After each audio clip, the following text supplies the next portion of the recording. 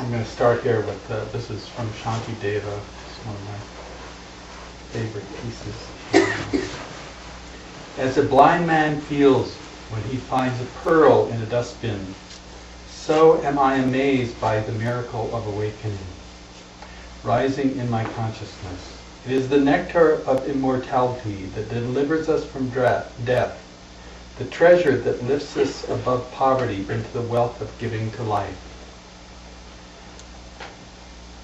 The tree that gives shade to us when we roam about scorched by life, the bridge that takes us across the stormy river of life, the cool moon of compassion that calms our mind when it is agitated, the sun that dispels darkness, the butter made from the milk of kindness by churning it with the Dharma.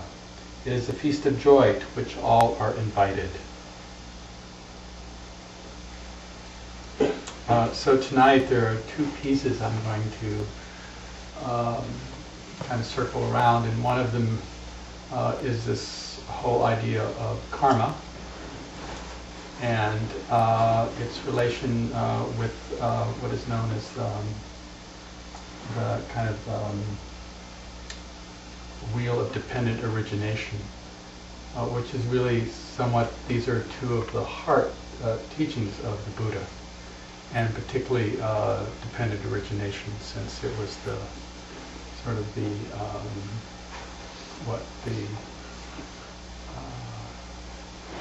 crux point which I've been talking about between this Vedana contact and grasping. So that's what we'll attempt here. This is one of my poems, Pilgrimage of Awakening. So why would I want to climb the mountain? Maybe it was yesterday or last week, last month, last year, sometime long ago, long before now. For a minute moment, the clouds parted, revealing a rocky snow-covered peak. Somehow not knowing if it was real or a dream, some impulse deep down, knowing no time to waste. Fog surrounding everywhere, which way to go.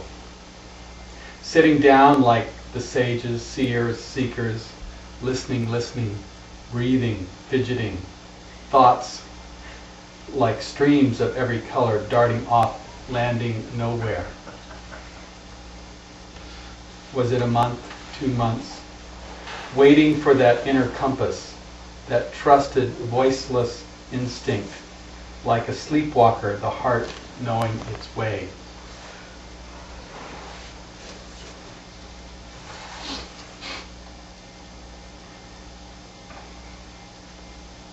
Stepping on the old path, humbly walking without seeing. Zero visibility. Feeling the steadiness and support of ancient ones who treaded this way before. We keep going. We keep going. So, first I think we have to explore there's kind of the subtleties of this whole idea of karma. And I think sometimes a misunderstanding of the simplicity in some ways of it. And the complexity. The Buddha explained that there's only one thing you own, and that ownership is your karma, or your actions. So saying that, we have kind of two words to explain here. One is that the actual word for what is appearing right now that has been influenced from the past is actually a different word. It's actually the word vipaka. So vipaka means fruit or results. Karma means action. So there's always and what he talked a lot about was more about the karma than the vipaka. In some ways, we're somewhat, well, I'll get to this, somewhat powerless on one level, because things come out of nowhere, it seems sometimes, and kind of, where did that come from? And that is actually what we know as kind of the vipaka, or the stream of actions that are who we are now. Right. But karma is a different thing altogether. It simply means that in this moment, we are choosing. We are constantly choosing who and how we are. Certainly, it doesn't mean we're not influenced from the past, but it means that there is this possibility of free choice, and I think that's a great. And there's some debate about this, whether we have free choice or not. But I'm really not going to debate that, because I believe deep down in myself, this is what motivates me, is the fact that I can choose to change the current of my experience. You know. If I can find this.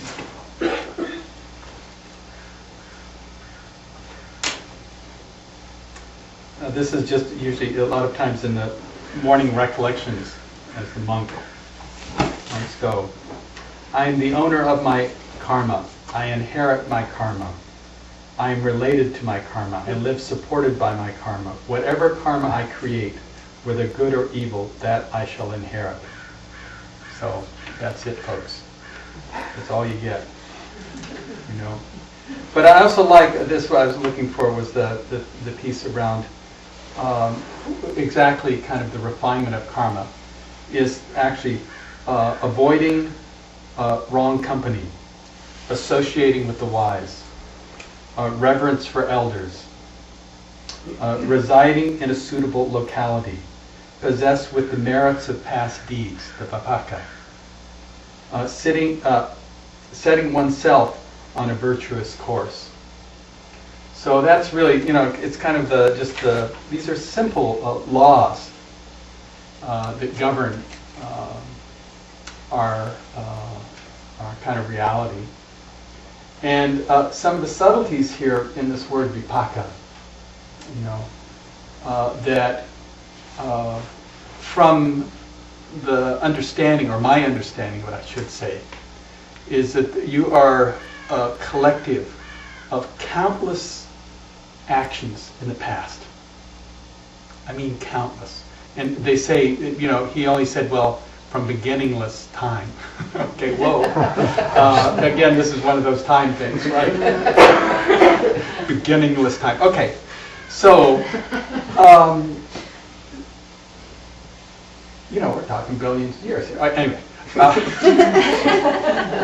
the kind of genetic code of all the primitive and sorts of things that are part of our nature, right? And our individual life stream. So you have no idea what's going to happen. There is no way that you can kind of control that on a certain level, right?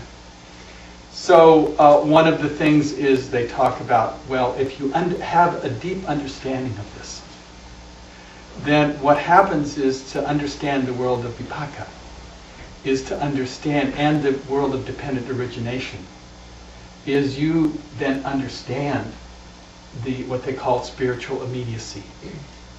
You cannot mess around. This is a fantastic opportunity which has taken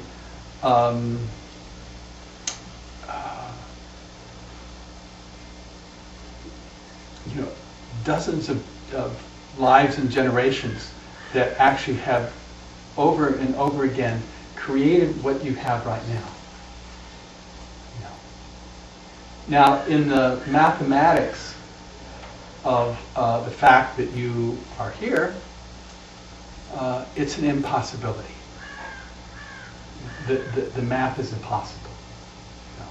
It just doesn't equate in a universe that is, you know, beyond our measure, that we keep seeing, you know, that the universe is actually expanding, and the galaxies and the thousands of galaxies moving out there, that we would appear.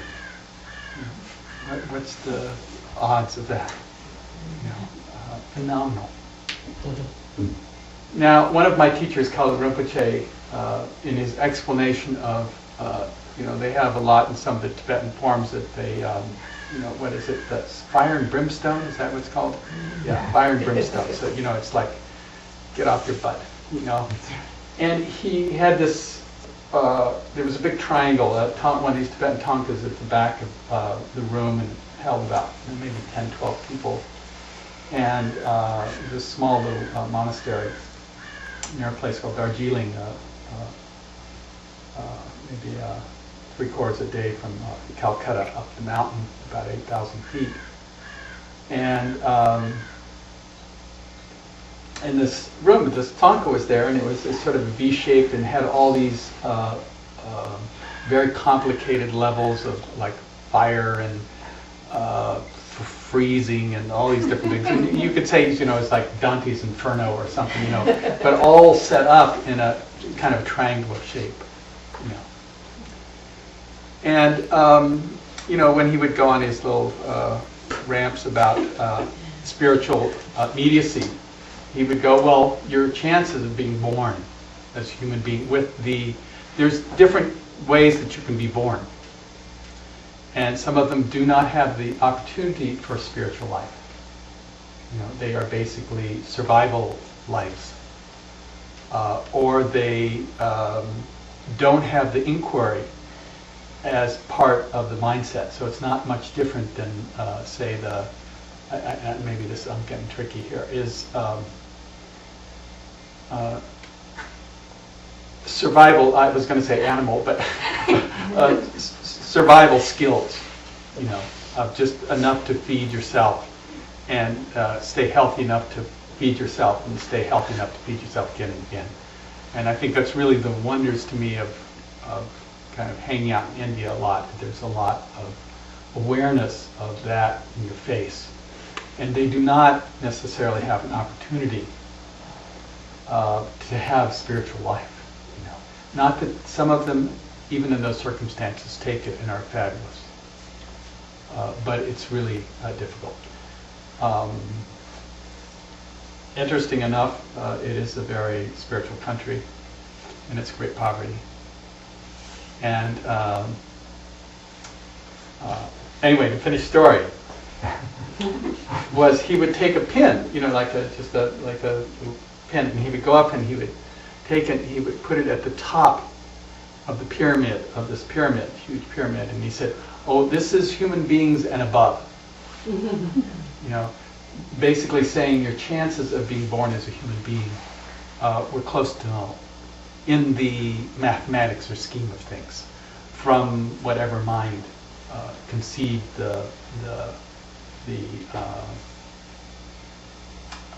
this kind of mathematical equation of the universe. You know. So it's something to contemplate, right? The opportunity of being born into a human body. You know. One of the wonders here of being born as a human being is that we have a unique quality that if you say that pin, they say there are 20 realms above this realm. Now I'm getting anyway, Buddhist cosmology, and these realms get thinner and thinner as you go up until really they say in the highest of the God realms is equivalent to one thought, like love, and it lasts for a bunch of eons. But it also cannot stay forever. The whole thing is always moving. And this was the Buddhist insight, was that even the highest states, the problem with the higher states was that it was too easy. So there was no incentive to awaken. So they were pleasure states that lasted for sometimes eons. But it was also, the system was a recycling system. So you would recycle, right, that energetic. And for eons, you hadn't done the best things. You know, there were a lot of crummy things done as well. So this is the kind of movement of that. So we are in this kind of very opportune place where we can experience the discomfort to a certain degree. But we're not so much entrapped by it. And we can also experience some of these higher realms and realize they also are temporary. Okay? That's just what's so. So we are here in this, they say, the human realm, which it has the capacity to recognize both. You know, and that because it can recognize both, it has actually the capacity, it's the easiest realm to become awakened in because of that. You know? So you have all the opportunities. Now what's interesting, I was saying about India, that actually there's a huge poverty there, and you would think, well, there's actually more time there. That here we are the most, you know, entitled culture that has ever existed in time. And I do hope one of the things I see in the time piece here is that, you know, due to the industrial kind of revolution and supposedly, you know, I mean, when I was growing up, there was this story about the vacuum cleaner, that people would have more time because there was all these fancy machines, you know, and they would do all the work. I don't know what kind of you, but that was sort of the story, you know.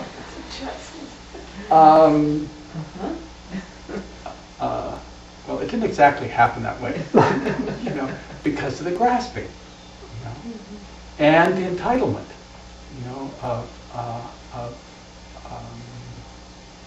you know, the desire for pleasantness, you know? And not anything wrong with that. It's just that these are temporary conditions. They're here due to certain karmic actions you've done in the past, and that these actions have you know, allowed this life, but you know, hopefully not too soon, you will recycle, and whatever is in that karmic flow will again reappear. I mean, this is just from a Buddhist cosmological point of view. Now, what's true is because of the beginningless time, the chances are not so great that you would come back with such opportunity. Okay? So that's where the spiritual immediacy actually is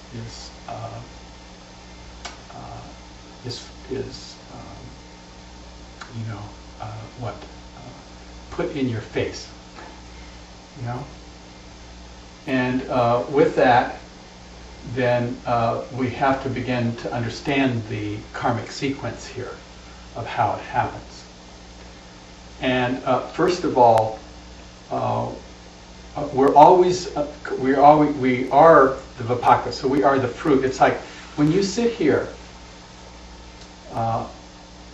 and this is subtle now, is that there is certain, you know, pains, you know, that come to you specifically because of certain injuries you've had in the past, certain mind states, certain emotional states that are all due from the past. You know. So that is the vipaka. It is so that's what you're inheriting in a sense, and you're also have chosen here, which is for me is really a wonderful acknowledgement that you have chosen to be in this kind of position here right now. This is a process. They talked about it. The Buddha simply talked about this as you can change the direction of your karmic flow. That you have the power to do that. Now here, in a sense, we've come together as a collective. And that collective, there is your individual life stream that's being affected. But we're actually all affecting each other in ways that we don't actually know. Okay? And the Buddha simply said this, that through our actions, it's not a hard and fast thing. It's actually something that's modulated. So that, yes, I bring in my certain stuff from the past, which I throw in this room. And so there's my mind stream that's here. And it has a certain force and a certain power. You also have a certain force and a certain power that's here. And it's all being influenced by each other. So there's this modulation going on due to the fact we're hanging out together. But we're not talking, right? But we're hanging out together and we're doing something that the Buddha simply talked about as he spoke of as untangling the tangles, where they talked about this as a process of purification. You know, so you get to see your crap, you know, and all your, you know, the stuff you don't like about yourself, and you get to see places where maybe you were unskillful, you know, and places that, you know, sometimes desires are old stories, and that they actually get to come up here in a way due to the collective force, not just yours, the collective force of the power of a single moment of mindfulness. You know, it actually has the ability to change who you are. You know? And I'm not saying it's going to happen fast, by the way. I would like to say that. But that's not actually the truth. The truth is that you have such a force behind you, each of us, of different kind of, you know, vipaka karmic flows that are influencing what's happening here. You know? So, whatever little we do is great. You know? And for some it may be great, and some of us not so. I don't know all that. You know, all I know is that this is what it does, and you are, in a sense, not just being changed by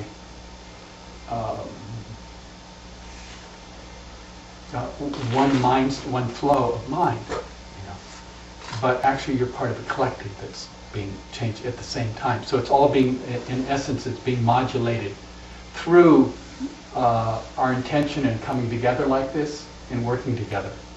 I think it's so cool, you know. This is you know, great science. You know. At the same time, we have some of these patterns. They go back so far, and they're so embedded, and they are so tough. You know, and sometimes I see it as this can clear up a certain amount of it. But sometimes it's like you get a redwood splinter, and the splinter gets pretty deep.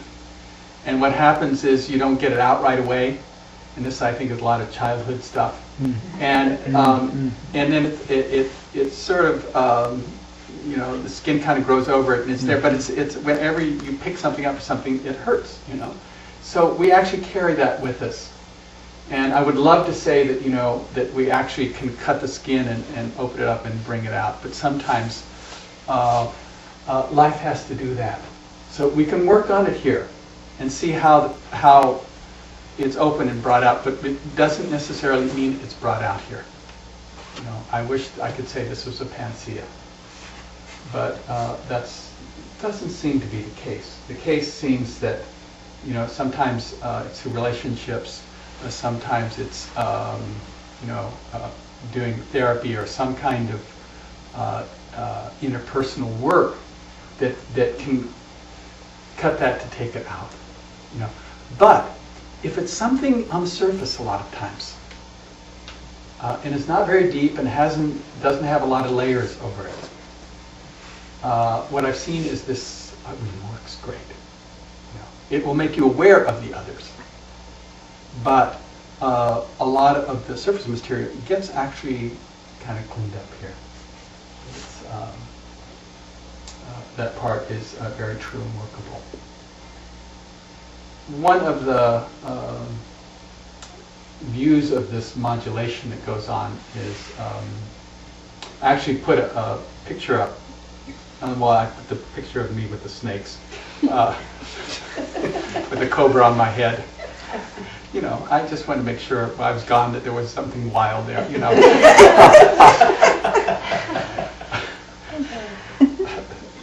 And then underneath it is like this cave that I sat in Ladakh.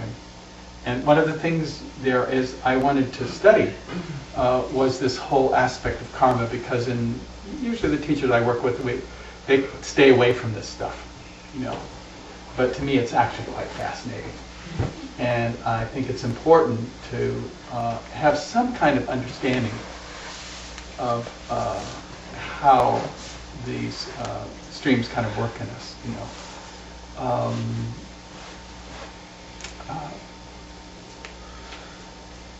I mean, it's fairly simple, and I see it sort of like electricity. There's positive and negative. And then I'll take this on into the next level of dependent origination. But there's essentially, what the Buddha talked about is these 5 specific streams of both kind of positive and negative forces. And they were designated as first the kind of the nimayas, but they're the one is just called the inorganic, which is a lousy word, I don't know why. But it's circumstantial. So, you know, you were born at in a certain latitude and longitude, a certain day, and under certain stars, and there were certain influences that were happening at that time that was actually a karmic, in a sense, karmic or vipaka force. You also went to a certain school. Your parents had certain friends. You were in a certain social strata. These are all kind of the weather and the food that you had in your house. These were all the kind of physical influences that created the person in the habit pattern. So that's one, and that's actually quite a large thing because it's the conditions, the conditionality of experience. The second one is your genetic code, and that is your parents and your family, and they carry a certain genes that how you look and the combination of or maybe not, of those parents, and certain strengths and weaknesses, even in addictions and habit patterns and stuff that is actually carried through those genetic lines. And so that's genetic part. Then the third one is called, which is to me the interesting one, is the subtle life stream. And that's so cool, because that is what makes you unique. I mean, all these things make up what you are, but that subtle mind stream is the power of your good and bad actions from the past, and it's actually very specific. So, and the example they give in the text is, of twins, and they have the same environment, identical twins in the same, they go to the same school, maybe wear the same clothes and everything, and they have totally different temperaments, And they look at that. There's also great, fabulous things like, there was a boy, he actually teaches now, he must be about 26 or something, and at 4 years old in Sri Lanka, he's a Sri Lankan, he began to chant the suttas, in a dialect. that hadn't been heard for hundreds of years. And he actually, had them, like memorized. Okay? So it was one of those, where does it come from? Here in this town, there's a rock and roll star, and his son, I think at 4, became a violin prodigy. His dad was a composer and singer. Where did that come from? So it's looking at the fact that there's phenomenal uniqueness in all of us. That we are bringing in with us to this experience.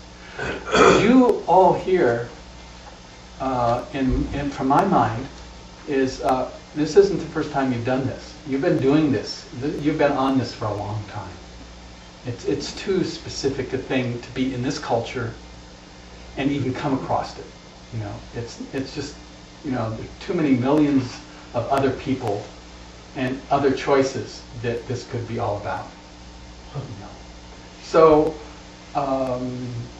we're still working on it. You still got some not such great habits, neither do I. And we're trying to untangle these things in a collective, and maybe this will end and we'll meet again some other time, and we'll keep doing this. That's the way I see it. That's the way my mind stream or intention is looking at it.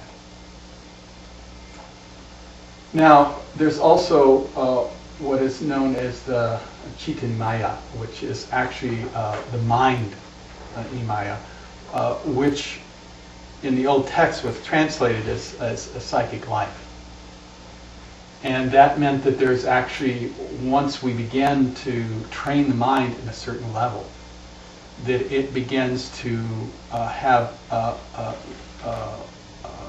abilities that we could call them intuition, but there are extreme levels of this where there's actually where a person can read somebody's mind or enter almost their mind stream and answer questions that were never asked just because they were in that mind stream, or that they there's in the psychic life that there was clear audio or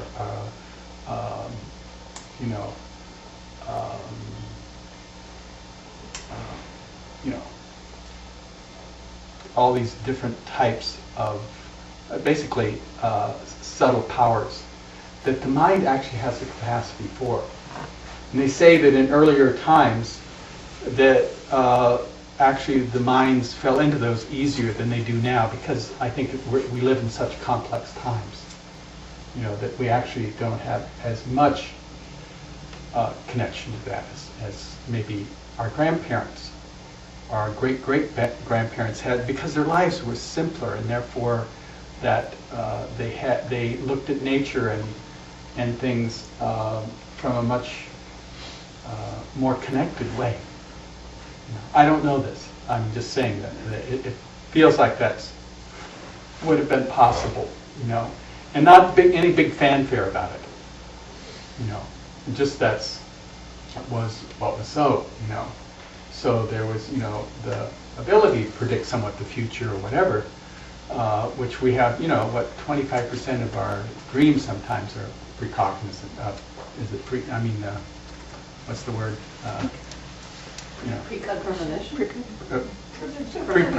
Premonition. We are reading something about it, something that hasn't happened yet. But there's part of it. There's also, we have kind of deja vu or something that says that, there's more going on here than actually meets the mind. And that's psychic life, and then the fifth of these is what is translates is sort of the essence or, Buddha nature, or the power of awakening. And what's interesting in this is a Buddha becomes that essence. And when that essence is, in a sense, realized, that he then fuses with psychic life, and he fuses with the life stream. So the life stream actually functions as awakening, but he cannot influence the organic or the inorganic. He has to live out that, even though these others are fused together. And so the Buddha lived out his life in a body that, he had back pains. Many of his relatives actually took up robes and traveled with him that probably karmically had been part of his life stream for a long, long time. Fascinating, that's how this works in a sense. Now, in this, again, the Buddha was very clear that due to kind of these karmic conditions, that we had to be able to see into what he called the wheel of dependent origination. And this was, in essence, how we kept recreating ignorance over and over again. And that ignorance then kept the desire to come back again over and over and over again. It's a very, in a way, simple concept in the sense that it has 12 steps to it. The first 7 said arise due to the past conditions. So they are vipaka. They are the past conditions, the first 7. And they go basically, when there's ignorance, there is vipaka, there's the karma of good and bad. So that because ignorance exists, that is part of the flow. If that's part of the flow, then there is what is known as rebirth consciousness. So that it's in this moment it reappears, and it makes what? It first has to have what they say is namarupa, a body and mind. So suddenly here you are. This all happens instantaneously due to the ignorance. And because it arises instantaneously, what we know about it, it has what is known as the 6 senses. So the 5 senses and the mind are the possibility of arising. And if that arises, then there has to be what? There has to be contact. If that happens, there must be contact. So if there's contact, there's feeling. Okay? Those are the first 7. Once there's feeling, if we don't catch it, there's grasping. If there's grasping, there's attachment. If there's attachment, there's becoming. And if there's becoming, there's old age, there's birth, and then there's old age, sickness and death. And that is the 12 links that happen instantaneously over and over again. And so what is it about this that's important is actually when there is obviously there's contact, and the contact is both internal and external. And that contact, when feeling's there, feeling's very simple. It's either pleasant, unpleasant, or neutral. It has just 3 simple flavors. And what happens is, at that point, because of the pleasantness, we grasp. If it's unpleasant, we also grasp, in the sense that we push it away. So there's either the pushing away or the trying to keep it. Due to that, we stay on the wheel. And we're spinning, creating ignorance, creating karma. And that turns into vipaka, which means that every time that happens, then that rebirth happens. And we're talking now either moments or lifetimes, however you want to do it, or a day. What it is time. Now, because these first 7 is due to the past, it means, and that's just the vipaka, is that there is a moment where we have choice. And that choice is this, they use the word vedna, this feeling. So when the feeling is there, you can either choose to, like it or dislike it. That's what's the usual. Now, what is mindfulness? Mindful means it's full. It doesn't matter whether it's pleasant or unpleasant. It's simply awake and aware to what is appearing. It neither moves towards it or away from it. So it's basically something that happens in the present. There is this intelligence, which I talked about last night, this basic intelligence, that then at that point kind of rests its case, saying, oh, I can see that. I'm not going to move towards it. I've done this. I've told this story already, 60 times, and enough already. All right? So why don't I just feel my body and my breath? And I can feel the kind of tug, but I'm not going there. I'm just going to stay here. You have just made a tremendous break in the wheel. Now what happens is you begin as a process of breaking it over and over again. And so we are beginning to change the flow of this wheel. And we begin to what is known as the reverse wheel. Okay? And the reverse wheel is actually the wheel to freedom. Okay? Now the wheel to freedom is based first on that we have to understand suffering. I mean, right, I got it. Not halfway, I got it. But if you got it, then you understand the nature of grasping. Now, a lot of us are just staying within that nature of grasping, back and forth and getting it on some level. Now, they say once there's a level of understanding of the grasping, and interesting, the next of the reverse wheel is faith, or confidence. Because we then recognize that we are no longer on the wheel.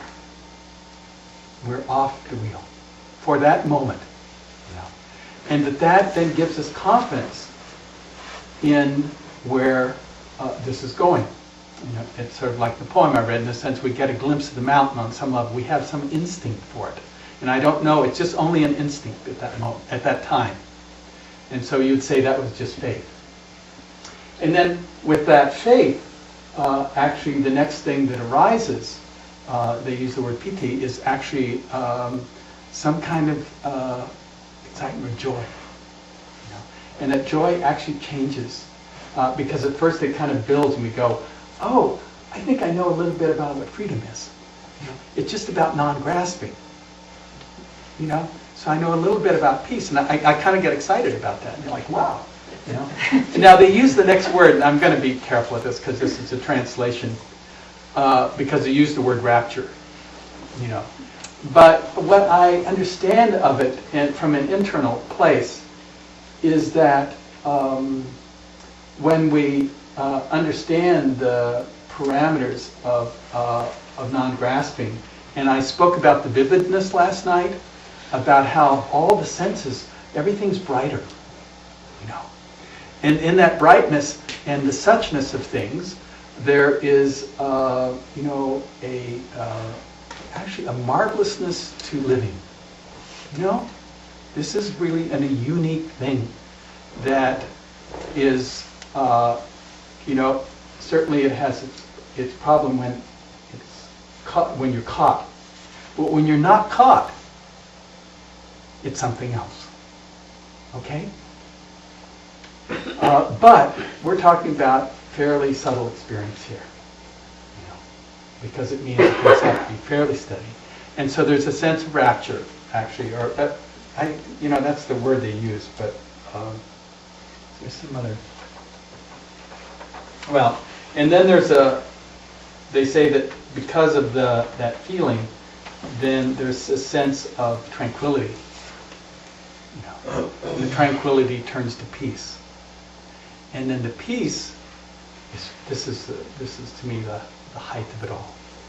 It is the knowledge of the way, this is the translation, the knowledge of the way things are. And so at that point you have the knowledge of the way things are.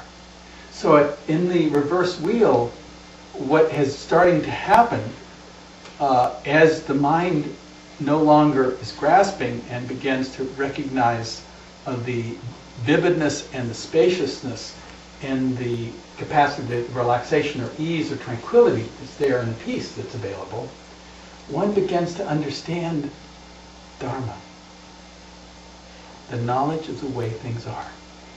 And this is not about intelligence. This is about a deep-rooted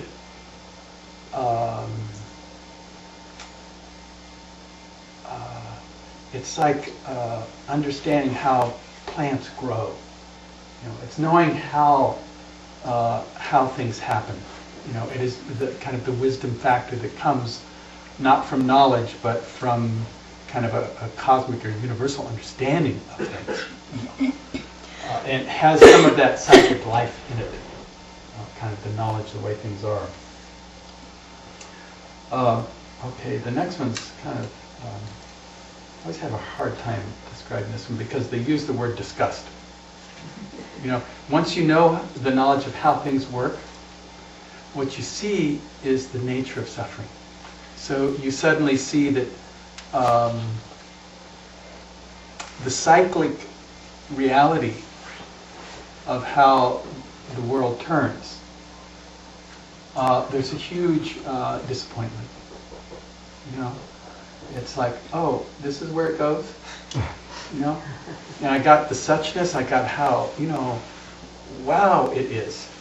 And yet, that wowness, what did I have to do for that wowness? I had to learn about non-grasping. And grasping is so, karmically, so powerful in the vipaka, in the karmic flow of experience.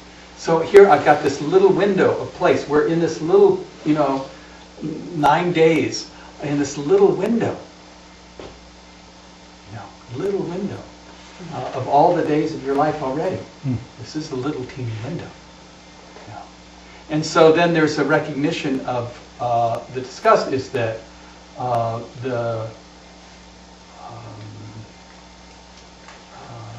knowing how things work, that you are not free from the tyranny of the self. And I like that word, the tyranny of the self. Because it will recreate itself. It can be suspended for periods of time in this reverse wheel. But if you stay,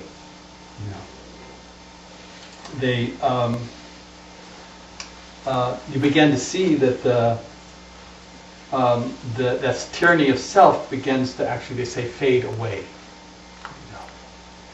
And when it begins to fade away, one begins to have a sense of this simple word, which I do like, this translation, deliverance. That deliverance actually exists. And then they say there's knowledge of deliverance. And then there's nibbana. There is a break in consciousness. It can no longer hold the stream, and it actually breaks. And the thing is, it only can break for a second. Rumi talks about, what is it? He has a great line, if I can remember it. Or was it Kabir? For 15 seconds, I experienced freedom, and I have been a slave to it the rest of my life. 15 seconds. And that's about it, because otherwise you would die, or become a Buddha.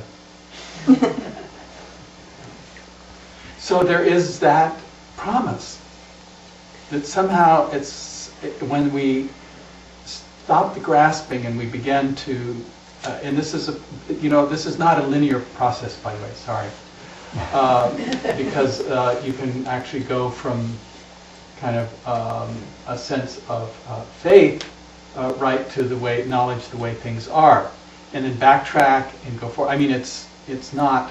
I used to think, well, if it's so easy, then it's sort of like learning to play the scales on a piano. And there is a piece around this, but it's not that simple. No. I mean, I think some teachers like to think it's that simple, but it's not, because we're all have worked on in certain areas when we start to become free that illuminate more than others.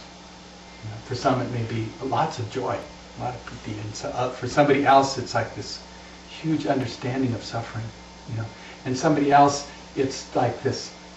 All I see is everything's, in flux and flow. I don't hold anything to anything, and they really see the emptiness of things. So we all have these different propensities once we stop the grasping.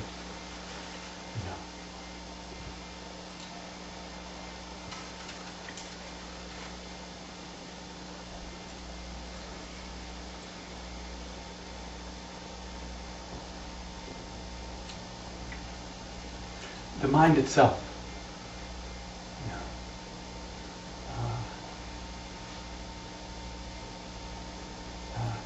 It's never been stuck.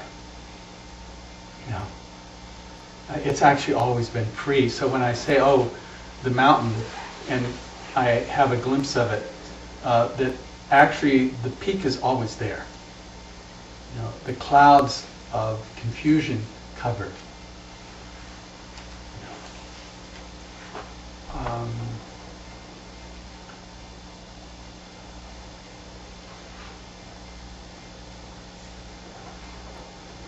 The practice itself is in this way. These are like the 24 stages of the wheel of dependent origination, how we keep holding it, and how we're working on this other one.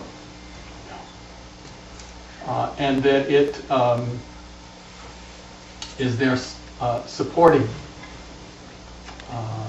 kind of the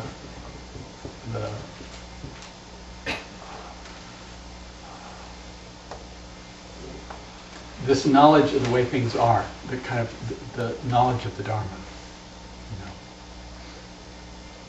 But the mind is undisturbed. That is knowing things right now, it's aware, has never been different. I mean, you can only know it in this moment.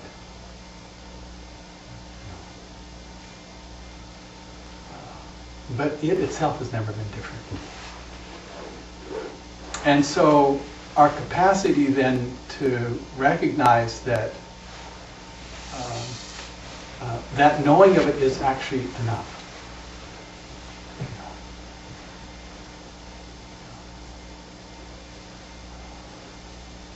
You will always wrestle with the world, because the world is to be wrestled with.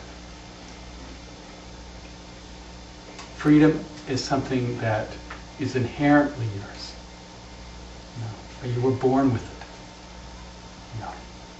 The fact that it's covered over by this karmic stream of complexity.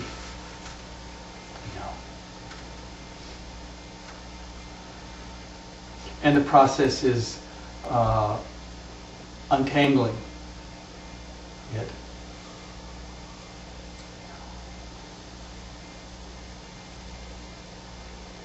Don't get discouraged. I know this seems some days, it's like time is for that he's never going to ring the bell. It will never happen.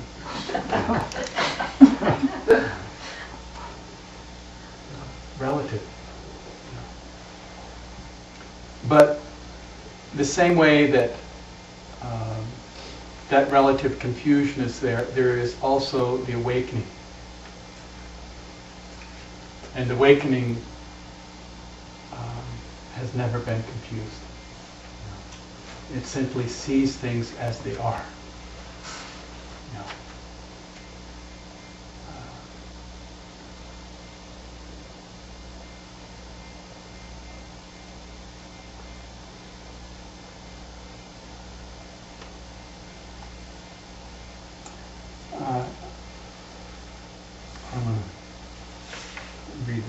then this is